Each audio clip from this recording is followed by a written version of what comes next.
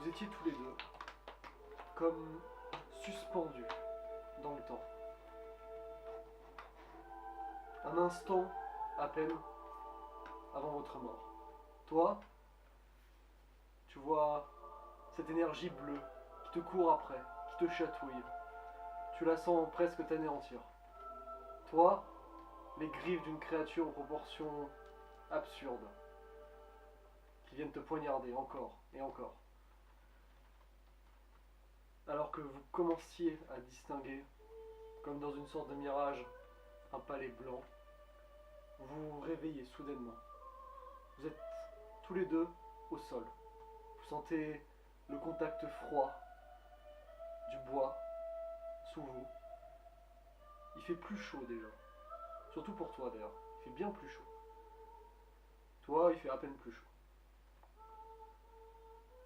Vous avez mal à la tête, affreusement mal à la tête. Vous sentez lourd. Vous avez envie de vomir. Et vous commencez à vous lever. Vous êtes totalement embrumé. Vous n'entendez rien du tout. Qu'est-ce que vous faites? Est-ce que je suis mort? Vous êtes à quelques mètres l'un de l'autre. Tu entends une voix, toi, à ta droite. Où est-ce que je suis? Vous ouvrez les yeux, vous frottez les yeux comme si vous aviez vécu un très mauvais rêve. Et vous regardez à droite, à gauche, sous vous, un parquet en chêne poli. Au-dessus de vous, un plafond assez haut, 6 mètres de hauteur, d'un blanc immaculé. Vous voyez tout autour de vous des étagères, un peu comme dans une bibliothèque, dans lesquelles sont rangés beaucoup de livres, de différentes tailles, des parchemins, mais aussi des dispositifs de chronométrage, des sabliers, des cadrans solaires, des bougies. Et puis, à mesure que vous prenez conscience de la situation, que vos sens reviennent à peu près à la normale, vous commencez à voir d'autres choses, plus anormales. Vous voyez que certaines étagères ont été comme tranchées en deux par des taillades obliques. D'autres sont noircies, comme si elles avaient été exposées à un feu ardent. Alors que vous bougez les mains pour vous relever, vous sentez qu'il y a du sable au sol, mêlé à du verre, probablement un sablier. Partout, contre les murs, au sol, des figures humanoïdes en robe blanche, couvertes de sang, tous inertes partout dans la salle. Vous êtes dans une très très grande pièce, qui vient faire 50 mètres de long, un peu comme la chapelle d'une église. C'est pas le hall de Moradin. Je ne fond- suis donc pas mort. Au fond, vous voyez comme une sorte de promontoire sur laquelle se tient une figure énorme, à la peau verte, très musclée. Vous voyez cette figure qui se cramponne sur son flanc gauche à une blessure visible qui remonte jusqu'en dessous ses côtes. Derrière elle, des grandes ailes blanches pendent mollement dans son dos. Toi, à ta droite, tu vois lui. Et toi, à ta gauche, tu vois lui. Je vous laisse vous décrire. Ce que tu vois d'abord, c'est un vieillard avec une grande barbe blanche, des cheveux blancs tout ébouriffés qui tombent sur ses épaules. Tu vois que j'ai une grande toge grisâtre, noirâtre. La couleur a dû déteindre à force de taches de sang, de boue et de choses de ce genre. Tu vois que j'ai un genre de vieux chapeau sur la tête, mais qui est complètement déglingué par le temps. Et tu vois du coup que j'ai un bâton et une épée. Le bâton, je m'en sers pour marcher et l'épée à ma ceinture. Alors, à première vue, j'ai l'air vieux, mais je ne me tiens pas comme un vieillard tout rabougri. Je me tiens bien comme un jeune homme très, très bien portant, quoi. Donc toi, tu vois un nain. Un nain pas très grand, 1,50 m, mais extrêmement large. Tu vois ce nain torse nu. D'ailleurs, il ne porte qu'un pantalon, une ceinture à laquelle est fixée quelques petites potions et des sandales, tout ce qu'il y a de plus banal, classique. Par contre, la musculature du nain est extrêmement impressionnante, extrêmement solide. Il est recouvert de tatouages au niveau des épaules qui lui parcourent jusque dans le dos et qui revient de l'autre côté, pareil, sur les biceps. Il a également 2 tatouages de chaque côté du crâne, crâne entièrement rasé d'ailleurs, sauf en ce qui concerne une énorme collerette flamboyante. Il possède une barbe extrêmement volumineuse, quelque chose de très commun chez les nains très anciens. Justement, vous faites l'inspection de vos trucs. Donc vous avez toujours vos anciennes cicatrices, mais aucune blessure. Ok. Dans mon dos, par contre, tu vois que... Enfin, dans mon dos. En l'occurrence, c'est plus à côté de moi. J'ai mon arme. Donc tu vois une hache magnifiquement ouvragée. Quelque chose d'incroyable. Un item extrêmement rare que tu n'as jamais vu. C'est une hache à la fois d'or, d'acier, de métal. Tu ne saurais pas dire. Ça a l'air d'être un matériau extrêmement précieux doté de 5 gemmes. Une gemme rouge flamboyante au centre de la hache. 2 gemmes vertes un petit peu situées au niveau du centre des lames de la hache de tête. Une gemme bleutée, plus en dessous, au niveau du manche. Donc à part vous et toutes les autres figures, vous êtes les deux seuls dans la pièce. Donc vous êtes l'un à côté de l'autre à peine 2 mètres de distance. Vous vous relevez avec difficulté, vous commencez à reprendre vos repères. Vous voyez la figure Angélique qui est beaucoup plus loin, plus à une trentaine de mètres. Qu'est-ce que vous faites? Alors moi déjà, face au nain, je m'incline légèrement et je dis je me présente, Gandor. Je ne comprends pas trop où nous sommes. Je me souviens uniquement m'être fait vaincre par une immonde créature. Nous voilà ici, face à cette chose. Est-ce que ça m'a l'air céleste? Ouais, clairement, sans Ok. aucun doute. Je t'entends pas vraiment, et d'un seul coup, je tape contre le sol. Ah! Je ne suis pas mort! Pourquoi? Moladine, tu me refuseras donc la mort jusqu'au bout? Où est-ce que je suis? Où est-ce que je suis? Et là, je prends contact et je te vois. Et là, je vois l'être céleste, plus loin. Qu'est-ce que signifie ceci? Je veux une explication! Toi, fais-moi tes histoires avec avantage. Donc tu vois que... Tu entends ta voix qui résonne dans cette sanctuaire, dans cette chapelle, qui résonne partout. Et tu vois que la figure divine commence à essayer de se lever avec difficulté. 24. 24. Toi, c'est de la description qu'il a faite, tu le regardes et ça te revient en tête. Tu as déjà entendu des légendes à son sujet. Tu sais qu'il s'appelle Dropnir et que c'est un nain légendaire qui est mort lors de la bataille des 6 ordres. Vous êtes Dropnir, le nain légendaire. Qui êtes-vous? Je suis Gandor. Est-ce que ça me parle, Gandor? Je fais un jeu d'histoire, mais enfin non, tu me fais pas de jet, donc je connais pas. Gandor d'Albupré. Oh, je ne partage pas votre renommée. Enfin bon, cette créature a l'air d'avoir besoin de notre aide. Et je m'approche doucement avec mon bâton. Donc ok, toi tu fais ça, et toi tu fais quoi? J'enrage quelques secondes, puis je ramasse ma hache et je lui emboîte le pas. Ok. Vous voyez la silhouette qui s'est relevée avec difficulté, elle balance un peu à mesure qu'elle marche. Elle commence à descendre du petit promontoire sur lequel elle était et elle se rapproche de vous. Vous entendez d'une voix profonde et résonnante dans la chapelle. Je suis Amzael, un planétaire. Bienvenue à vous, mes amis. Avant que je vous explique la raison de votre venue ici, permettez-moi de vous demander ce dont vous vous souvenez actuellement. Avant de vous dire ce dont je me souviens, permettez-moi de vous proposer quelques soins. Je vois que vous êtes blessé à votre hanche. C'est inutile, vous ne pouvez rien pour moi. Ne perdons pas de temps, c'est très important, croyez-moi. Eh bien, je me souviens avoir combattu une créature ténébreuse, aussi noire que la nuit. Et je crains que celle-ci m'ait vaincu. Juste, je te précise, vous vous souvenez tous les deux que de quelques instants avant votre mort. Le reste, c'est totalement flou. D'accord. Vous vous rappelez de votre prénom, vous vous rappelez de quelques bribes, mais c'est tout. Je me souviens uniquement que cette créature m'a pourfendu et après, c'est le noir total. Le ténébreux, c'est ça. Je crains bien que c'était son nom. Et vous?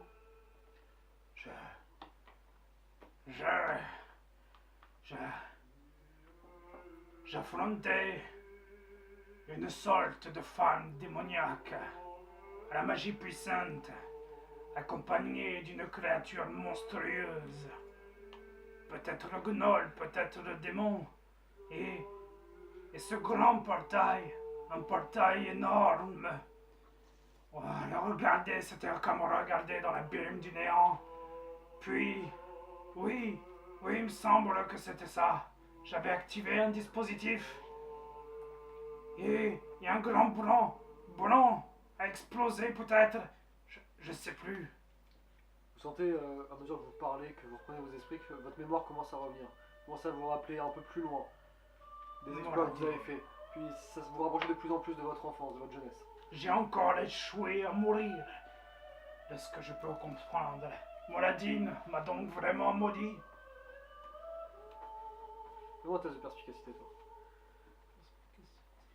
Tu vois que, pendant que vous parlez, il se confronte de plus en plus à sa blessure, tu vois que ça saigne abondamment. Permettez-moi de vous aider.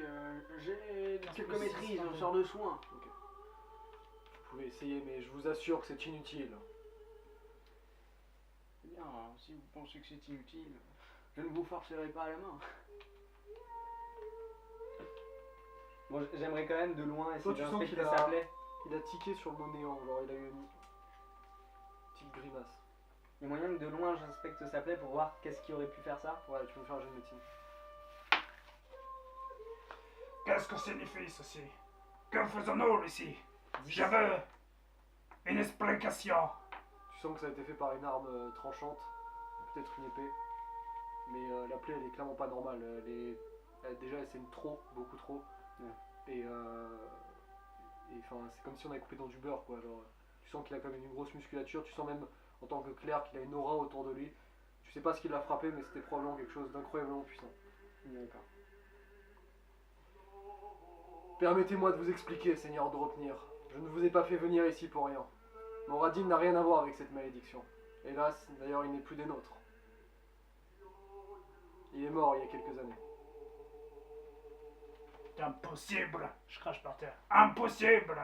Le forgeur des âmes ne peut pas être mort. Le forgeron des âmes est mort. Vous devrez l'accepter, comme tout ce que je vais vous apprendre. Est-ce Black. que la magie de chronomancie vous parle? J'en doute. Mais peut-être. J'en ai entendu parler. Je ne suis pas érudit dans les arcanes. Malgré mes faibles connaissances, je n'ai jamais entendu parler de chronomancie. Eh bien, permettez-moi de vous expliquer.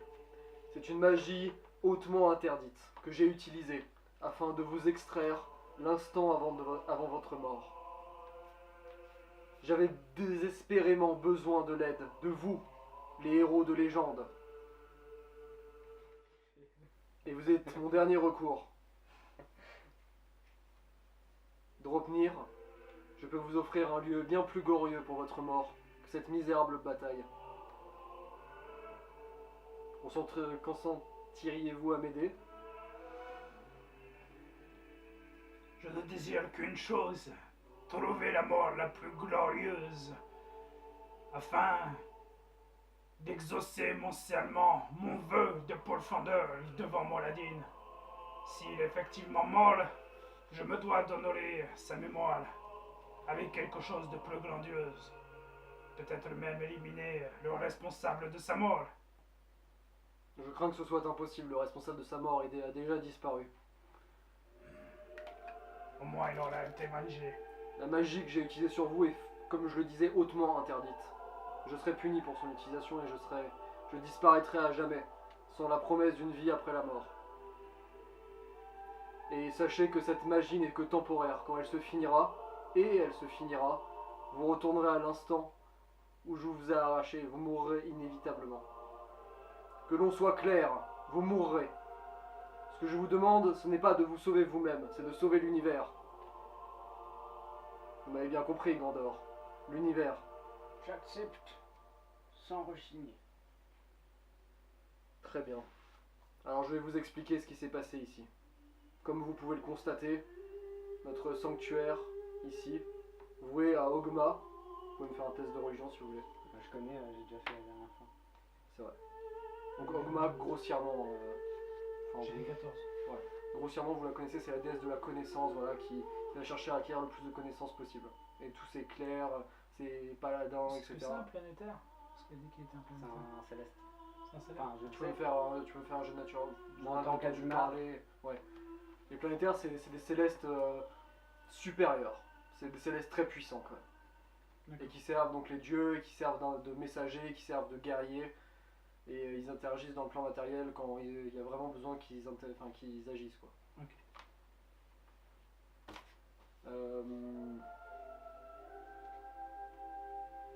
ici, avec d'autres clercs, donc tu vois qui te désignent tous les cadavres qu'il y a autour, il y a bien une dizaine de cadavres. Il y en a un près de moi. Ouais. J'essaie de me pencher rapidement pour voir comment il est mort, s'il est mort.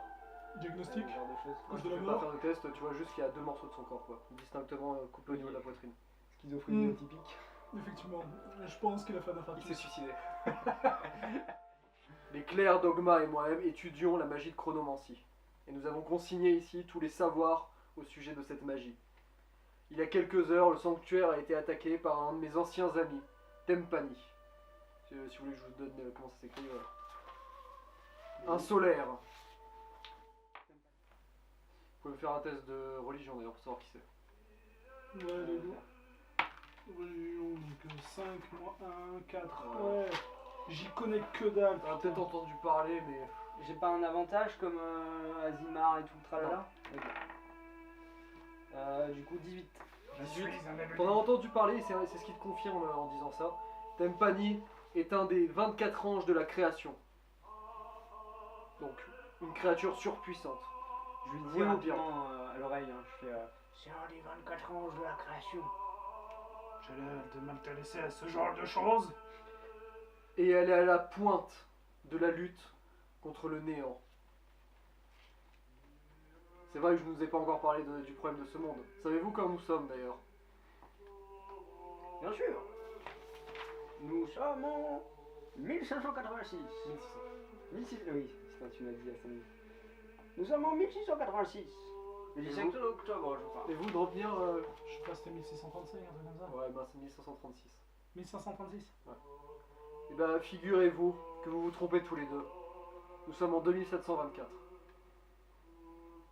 Et ça fait maintenant des siècles que la civilisation a quasiment été entièrement détruite. Vous connaissez peut-être des créatures comme les flagelleurs mentaux, les abolès, les slades, Ça me parle. les tyranneuils. Ça me parle ou- Faites-moi un test de nature avec avantage. Putain,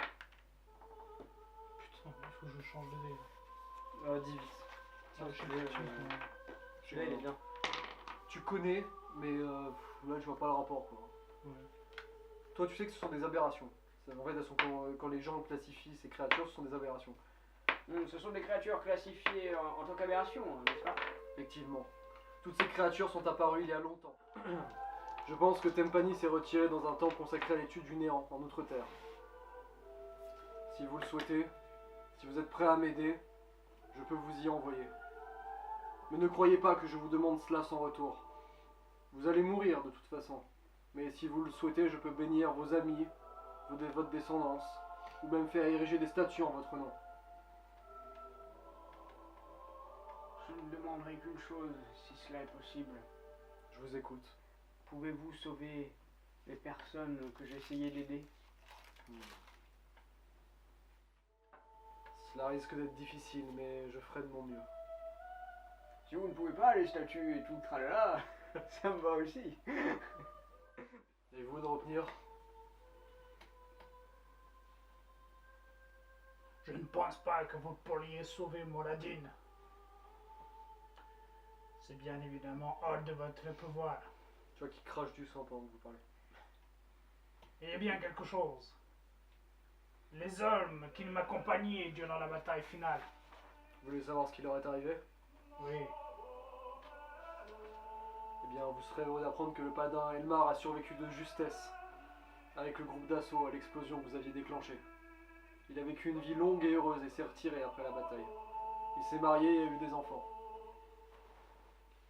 bien. Il venait tous les jours sur la tombe qu'ils avaient dressée pour vous après la bataille. Jusqu'à sa mort.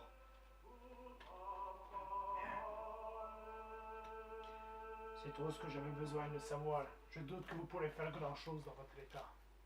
À mon avis, vous allez mourir dès que nous allons partir. Si je meurs, la magie se rompt et vous repartez à votre époque. Je tiendrai le coup, ne vous en faites pas.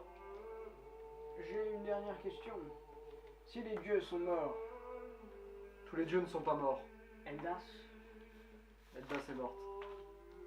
ai-je encore mes pouvoirs de clé? Très bien.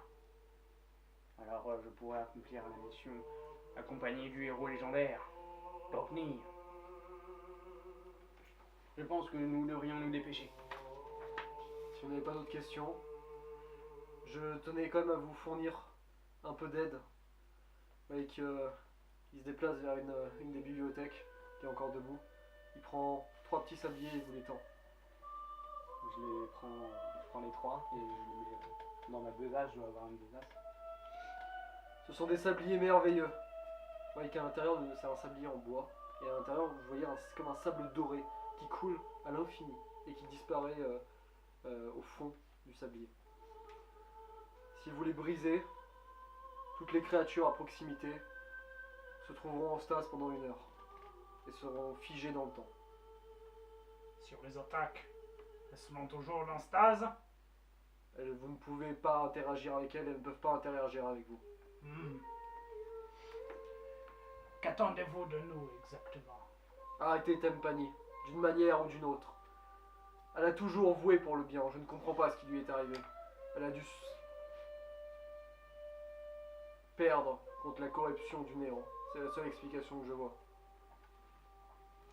Mais avez-vous une solution, peut-être, pour sauver ce monde? Peut-être que c'est simplement son objectif. J'en doute. La chronomancie ne fait que détruire le monde, et son utilisation est toujours très fortement punie.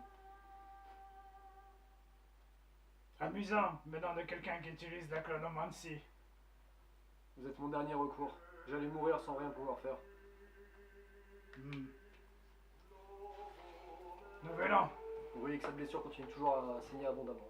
Bon, nous devrions peut-être nous dépêcher, Cormier.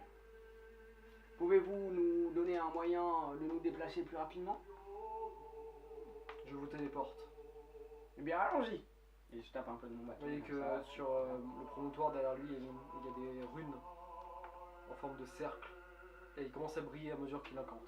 Il ferme les yeux. Vous faites quoi? Je me tiens bien droit et je patiente un peu. Je déteste cette magie. Je me tiens bien droit. Je ne promets pas que nous réussirons. Et je ne sais même pas si nous devrions vous aider. Mais nous verrons en arrivant et nous jugerons directement Tempali. C'est tout ce que je peux vous promettre. Je n'ai aucun doute en vos compétences et en vos capacités de jugement de retenir. C'est pour ça que je vous ai choisi. C'est pour ça que j'emmène Grandeur avec vous. Allez-y et bonne chance, héros. Que les dieux survivants soient avec vous. Vous voyez le cercle, cette lumière intense qui s'active. Vous vous sentez projeté. Tout d'un coup, tout devient noir. Vous avez une sensation de vertige, comme si vous tombiez à l'infini. Votre estomac se noue, vous avez une puissante envie de vomir. Vous sentez le son comme un son sifflant dans vos oreilles qui vous étourdit, qui vous assourdit. Et puis d'un coup, ça va mieux. La nausée disparaît, le noir devient plus clair, et vous êtes projeté sur une plage. Vous sentez la fraîcheur de l'air sur votre peau. Je n'ai jamais apprécié la téléportation. Hein. J'ai toujours voyagé à pied, je trouvais que c'était le moyen le plus sûr, jusqu'à ce que je me fasse tuer sur une route.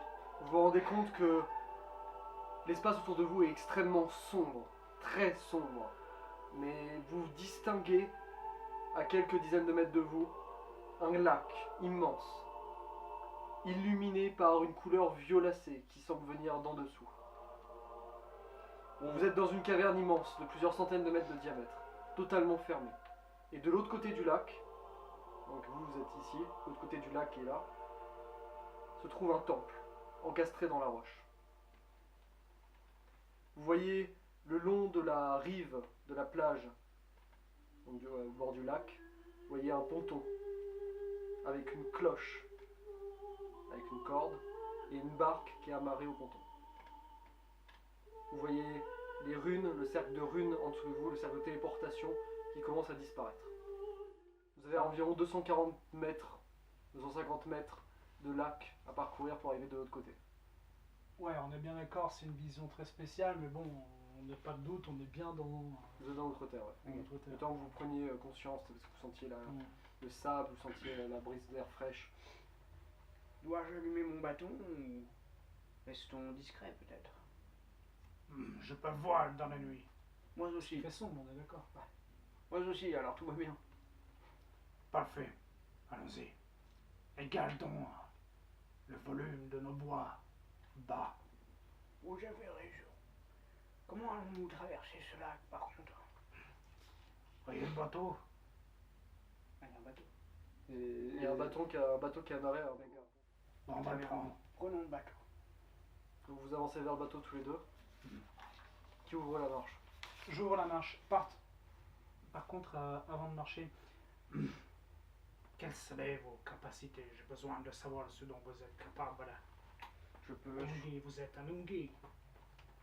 Un humain. Non, tout à fait. Je suis un genre d'humain, mais disons que j'ai une descendance divine. Une ascendance plutôt divine. Je descends des anges. Je suis ce qu'on peut appeler un Najimar. Un Ungi qui brille. C'est compris. On peut le voir comme ça. Mes compétences sont simples. Je peux soigner, brûler, puis soigner aussi. Je peux faire quelques tremblements de terre et contrôler un peu le climat. Bon, je ne sais pas si ce sera utile ici. Je peux surtout ériger des barrières de feu et de lames et lancer des tempêtes de feu sur nos ennemis. Ce que je vous propose, c'est que je sois la hache et l'armure et que vous soyez l'artillerie et le soutien. Donc vous avancez au fur et à mesure, vous commencez à vous déplacer quelques dizaines de mètres sur ce sable, un peu mélangé à du grave, c'est un peu du gravier quoi. Vous arrivez au niveau du ponton. Vous voyez dans la barque, vous distinguez maintenant une silhouette allongée. Vous voyez qu'elle porte une tunique sur laquelle il y a un rouleau dogma qui est dessiné au niveau de la poitrine. Juste en dessous, une blessure qui lui transperce sa poitrine de part en part et du sang qui a coulé sur les côtés. Je prends son pouls vite fait, il est mort, c'est une certitude. Moi, je regarde autour, notamment le fond du lac, là où c'est susceptible d'arriver. Si je vois du mouvement sur le lac, une marée, ou au contraire s'il est stagnant, s'il y a quelque chose. Fais-moi un test de perception. Pendant ce temps, J'ai une idée. Je possède un sort très puissant. Je peux ramener des gens à la vie. 14 plus 6, 20. Je peux ramener des gens à la vie. Je ne peux le faire qu'une fois. Pensez-vous que c'est pertinent peut-être de ramener cette pauvre âme à la vie afin qu'elle puisse nous aider dans notre quête? Comme vous dites, une fois, c'est une fois par jour. C'est une fois, Toi, t'as l'impression, à une centaine de mètres au-dessus du lac, que tu vois qu'il y a d'énormes stalagmites, stalactites, excuse-moi, qui tombent, immenses, hein, les trucs qui font plusieurs mètres la base fait plusieurs mètres de diamètre. T'as l'impression de voir comme quelque chose qui a bougé très rapidement. Et puis plus rien. C'est une fois puisque je ne dispose pas des éléments nécessaires. Il me faudrait un genre de diamant qui vaut des milliers de pièces d'or. Et vous pensez qu'il nous dirait quoi? Qu'il s'est fait trancher parce qu'il a refusé d'activer le sort de clonomancie? Que pourrait-il nous dire de bien merveilleux? C'est pour ça que je demandais votre avis, mon cher Dropney. Laissez donc les morts où ils sont. En revanche, là-haut, et je lui pointe du doigt, j'ai vu du mouvement. On risque de se faire attaquer. Tu vois qu'il désigne effectivement une stalactite à 100 mètres de distance, en plein milieu du lac.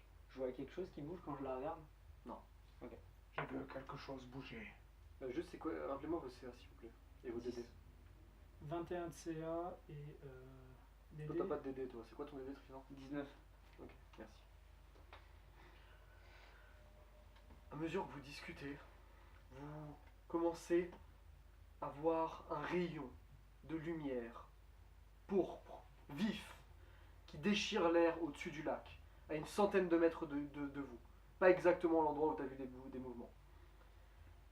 Quelques instants plus tard, vous voyez 4 ou 5 créatures humanoïdes qui émergent de la déchirure et qui flottent au-dessus de l'eau en direction du temple. Vous allez tous les deux me faire un jet de perception. Ça filme Oui, Rick. Ça clignote. Putain, ça a pas l'air de filmer.